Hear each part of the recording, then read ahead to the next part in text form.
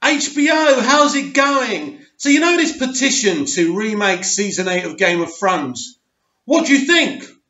Well, there's no need to use language like that. Is this thing on? Welcome back to Big Mouth, and fancy seeing you here in June. I very welcome my friends, and especially my enemies. Come in and sit down. Yes, we're discussing Game of Thrones. So what can this industry learn from season 8 of Game of Thrones? Well, a hell of a lot. When we think about Dan and Dave, the creators, showrunners of Game of Thrones, I think they're comparable to that Star Wars girl who is a YouTuber. If you've never heard of her, let me explain to you who that Star Wars girl is. She's a young woman who reacted to The Last Jedi. She did a 40-minute video. It was impassioned, it was intelligent, it made sense. You're just sitting there nodding. I was just compelled by this young woman's video. All of a sudden, she's got thousands of subscribers. She's become very successful overnight. But then she's approached by Geeks and Gamers, a very successful YouTube channel, and she joins them. She starts doing videos for them while keep on doing videos for her channel. All of a sudden, she's compromised. She's compromised who she is and what she is. And this is what happens when you become successful. You become successful and you think, I can make so much money. Geeks and Gamers wouldn't have approached her if she didn't get a good reaction and loads of views from her videos. They would have said, well, the kid's got passion, but, you know, she's got no one following her. She's not got many views, but she got so many views, and they thought, yeah, we can use this kid. And she thought, yeah, money. She's printing shirts now. She's doing painting on her videos. She's probably selling her paintings. People are getting her to do portraits of them. She's doing really, really well for herself. And all she has to do in return is now and again make hundreds of Captain Marvel videos, Game of Thrones videos. If you watch her videos, she doesn't really know much about what she's talking about. But all she has to do is recreate the passion and the outrage and the anger from her first video to kind of pretend she's still that person. But she's not, because she compromised who she was for that. And this is what Dan and Dave did, the creators of Game of Thrones.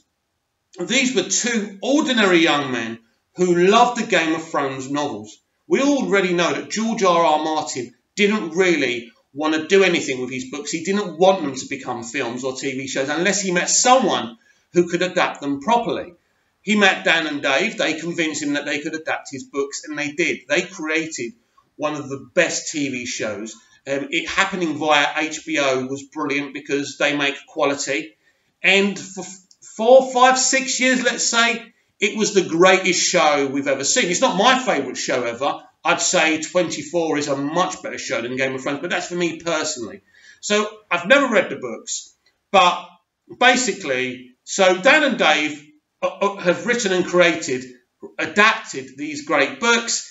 It's one of the best TV shows ever. Lots of respect. So Lucasfilm and Kathleen Kennedy knock on their door, right?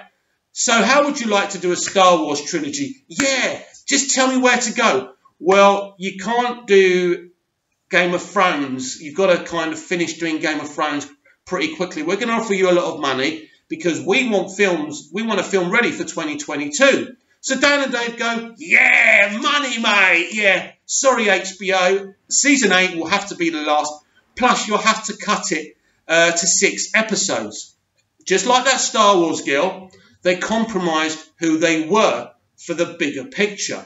And this is what happens in life, in this industry. So I've never read the Game of Thrones books, right? So I'm just going to spitball here and tell you what I think I could have done differently without knowing the books, without knowing all the characters' names. So if we look at characters like Joffrey, Ramsay Bolton, and Littlefinger, 3 of my favourite characters, and I've said this in another video before, they were so convincingly bad in the sense of how evil they were that sometimes I found the show unwatchable. They made my stomach turn because of the acting, because of the writing being so good.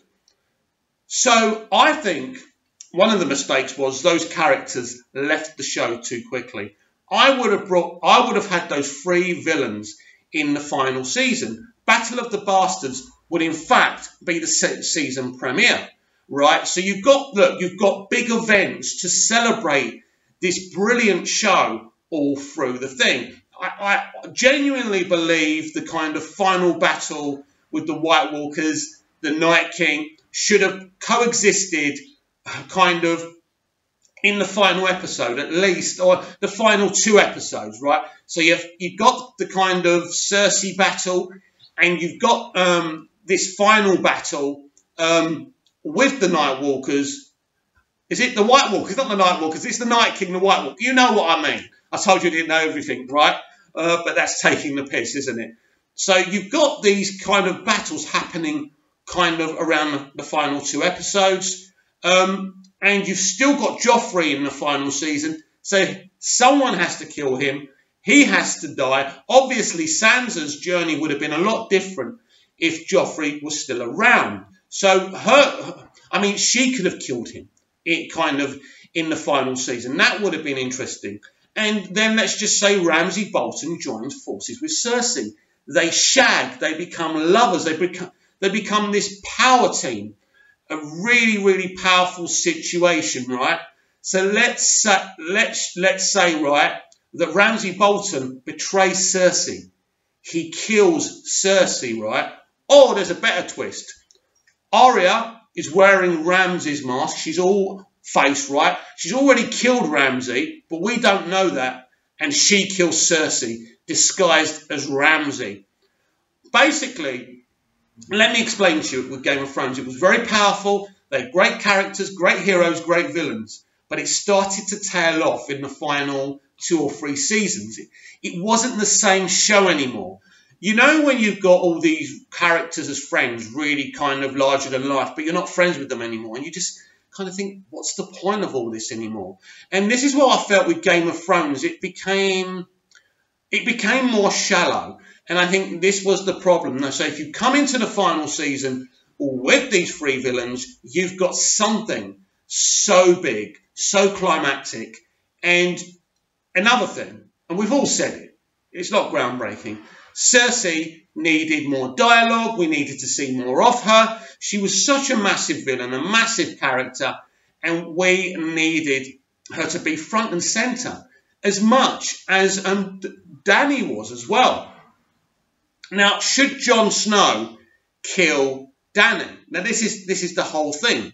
Should Dany become evil? Well, she wasn't evil. She lost it. She lost it, and she broke in the end. And I think there's a way where you could do that, and Jon Snow could still kill her, but it has to be in a bigger way, and it has to be done differently. But ultimately here, everyone, this is what went wrong. Dan and Dave got a better offer, and they said, come on, let's wrap things up quickly.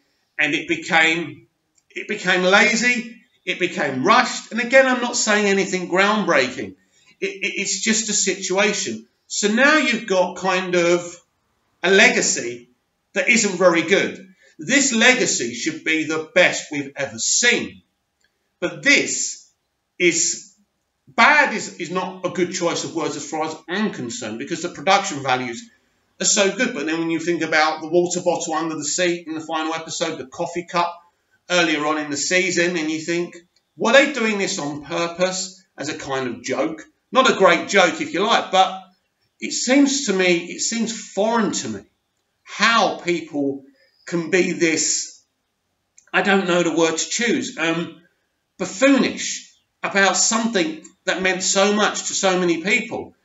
And to come out and react the way they have because of this petition tells me everything.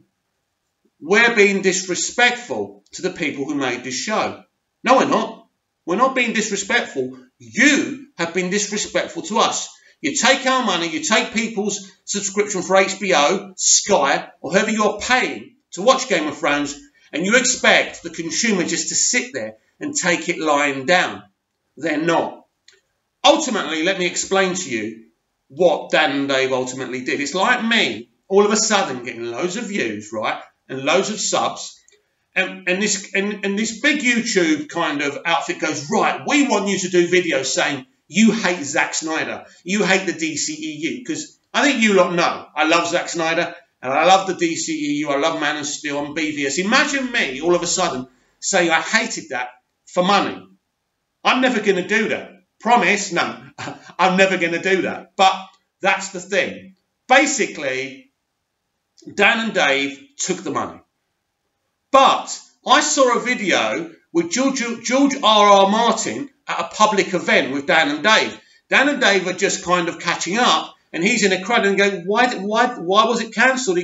And George goes, well, ask Dan and Dave. So you didn't want it to be cancelled. Well, as far as I'm concerned, George said, it could have gone for 10, 11, 12 seasons.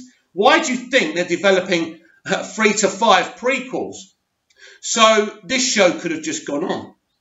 But Dan and Dave, the two men who approached George R.R. Martin to adapt his great books, in the end said, oh well, we're successful now, we're off.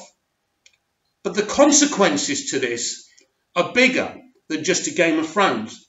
They're to Dan and Dave, to Lucasfilm, to Star Wars, because now they're under pressure to produce something as great as the early seasons of Game of Thrones, while a lot of fans are so triggered by what they did with the final season of Game of Thrones, they're not going to get the chance. In fact, I'll make a little prediction for you. They probably won't even finish doing their first movie before they fall out with Kathleen Kennedy and Lucasfilm. I can't see it happening. I can't see them finishing the movie, but I'm probably wrong. I'm wrong at least 2 or 3 times a day.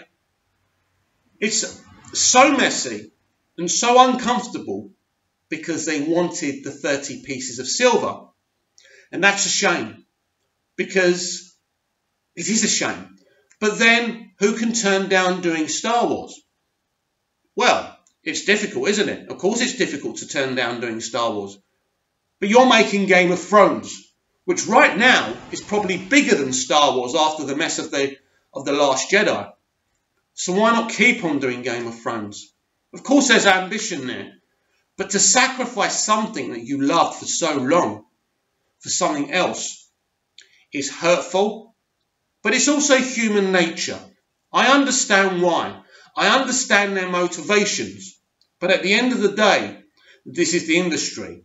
The key elements of the industry is never admit to your mistakes, never admit you're wrong, just blame the consumer. And of course, this is what they're doing now. So let me know what you think of this video and my comparisons of Dan and Dave and what I think went wrong. And what do you think of my ideas of what I would have done, keeping Joffrey, Ramsay Bolton and Littlefinger in the final season? Actually, I don't know what I would have done with Littlefinger, but I would have got him to do the ultimate con. Littlefinger's the kind of villain who should never get his comeuppance. He's the con man who keeps on surviving.